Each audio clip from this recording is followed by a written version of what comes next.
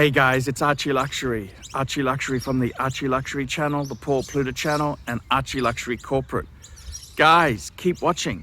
Keep watching. I need the viewers.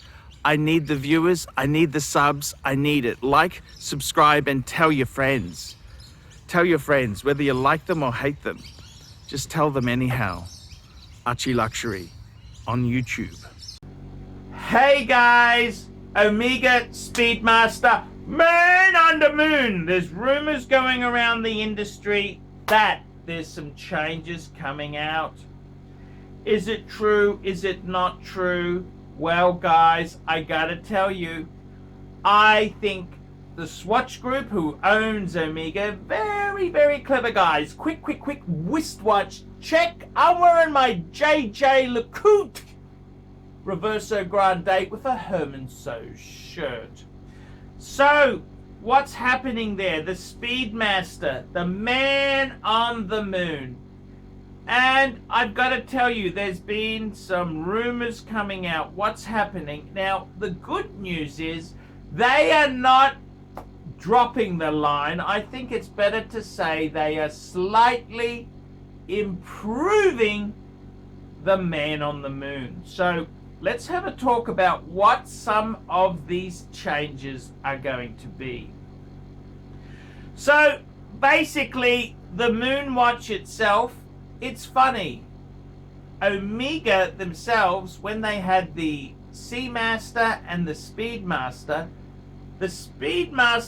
has had very little change. The Seamaster's had massive changes. And if we look at Rolex, the Submariner has had little tweaks, whereas their chronograph, the Daytona, has had some really big changes. They went to automatic, for example, and they did a number of things. So let's talk about this with Omega. So what's happened? Well, the current big box man on the moon with the Halcyon glass, the rumor is they're going to do a revision. They're going to revise this model. What's going to happen? Well, there's a number of things that are rumored to happen. The biggest change is the fact that they're going to update the movement. Currently, it uses a CAMS chronograph, a 1861, which is a manual wind chronograph movement. They're going to update it to the 3861, which is going to use a coaxial escapement. So this is going to pull it into line with most of the Omega offering. So that's the biggest change that's going to happen. This type of change where they've updated the movement slightly is probably not a huge deal. It would have been nice if they made it a column wheel instead of a CAMS chronograph. The original Speedmaster was using the 3-2-1 movement. That was a column wheel chronograph. Column wheel chronographs tend to be more expensive to produce. CAMS type chronograph, that's there's nothing wrong with a CAMS chronograph instead of a column wheel. However, brands like Patek, they're normally column wheel chronographs. Mind you, the Breguet Type 20 was actually a CAMS chronograph, but hey, it was more Breguet's entry-level Breguet. So they're going to update the movement from a 1861 to a 3861. Fair enough. The next change is to do with the bezel itself there. And it's rumored it's going to become a dot over 90 bezel. So dot over 90, that is a historical cue which goes back to the earlier moon watch, the pre-moon, when it had a dot over 90. That was the positioning on the bezel. So it looks like they're going to go with that type of bezel. So that's kind of cool, very cool.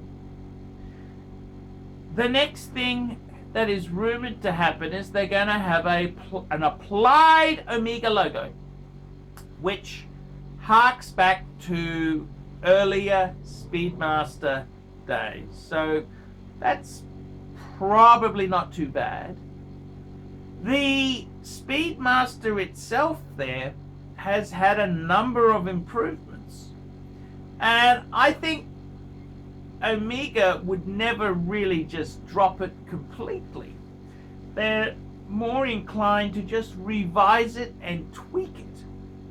Now, the rumor with the price is it's going to be less than 5% more than the current Speedmaster. So not a massive price increase, but possibly a slight increase. Does this mean the previous 1861 will become super collectible and super valuable? And what Speedmaster should you get? And that's a very interesting thing to discuss. I think in many ways the Speedmaster has been too mass-produced. The modern Speedmasters are too mass-produced to really be super valuable. But you could say the same thing about any of the sports steel Rolexes. They are really quite mass-produced, and they seem to be going through the roof in price on the secondary grey market. So if I was to choose which one would I go for, I'd probably be happy with either one, to be completely frank. There are certain improvements on the new one which I think are cool. The dot over 90, the dial is also supposed to have a more of a pie pan effect, a more of a layered type of dial. The applied logo is very cool. I don't think it's really detrimental one way or the other. They're both very good quality watches. I think you may see a slight price. I think what you'll see is the secondary market for the older Speedmaster may just rise with demand, but nothing too ridiculous. I'd be happy personally with any Speedmaster. I think the Speedmaster is a fantastic watch to have. Great bang per buck. It's something you can really use and enjoy. It's a very usable type piece. And I gotta be totally honest with you, if it became too expensive, I'm somebody who wants a chronograph in my collection. If it becomes too ridiculous, I would gladly go for a Zenith El Primero. I think a Zenith El Primero Chrono Master would be a great chronograph watch to have. I'd love to have a Speedy. I love the manual wind Speedmaster, but if it goes too ridiculous in my own collecting, I think the Zenith is an amazing. I had the Open Heart, 42mm Zenith El Primero Chronomeister 1969 Open Heart. I think that was a beautiful watch. In many ways, it's also a legendary watch. Uses the high beat chronograph movement. One of the first automatic chronographs. Column wheel chronograph, I must add. Very interesting watch itself. Great history. Rolex went to Zenith. That's correct. When Rolex went automatic, they went to Zenith. So I've got to say myself, how do I feel about the Omega? I'd love to have an Omega in my collection. I really do. If it's too crazy, I don't mind having a Zenith. I think the Zenith is an amazing piece of kit. And the other option is, I don't want to have, I'm just leveling out my collection. So basically going to have 5 Pateks, a Reverso, a Rolex Steel Sports, and then I'd like to have a chronograph box.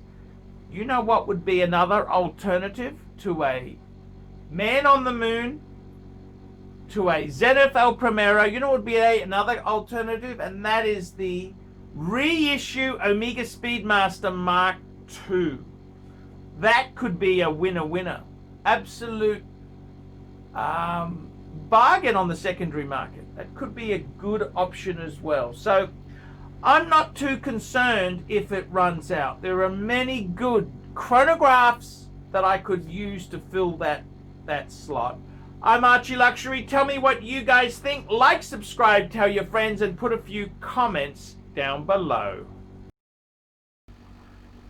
Hi guys, ArchieLuxury. And who do I recommend in America? In America, who do I recommend for quality pre-owned wristwatches? David SW, David SW, David SW. Go to davidsw.com. He is the best, the greatest pre-owned dealer in all of the United States of America. David SW, David SW, David SW. Hey guys, ArchieLuxury. Who do I recommend for watches in Brisbane and Sydney? Vintage Watch Co. That's correct. Vintage Watch Co. in Brisbane Arcade in Brisbane and the Strand Arcade in Sydney. Vintage Watch Co. Brisbane and Sydney. Ronnie, I've known him since the late 90s. Ronnie is a top bloke. Luke is a great guy. Vintage Watch Co. That is who I recommend in Australia. Check out Vintage Watch Co. and the guys' amazing range of watches. They also do service and repairs. Vintage Watch Co. That is where the Pontiff goes. You know, some of my Pateks came from Vintage Watch Co. That's right, guys. Vintage Watch Co.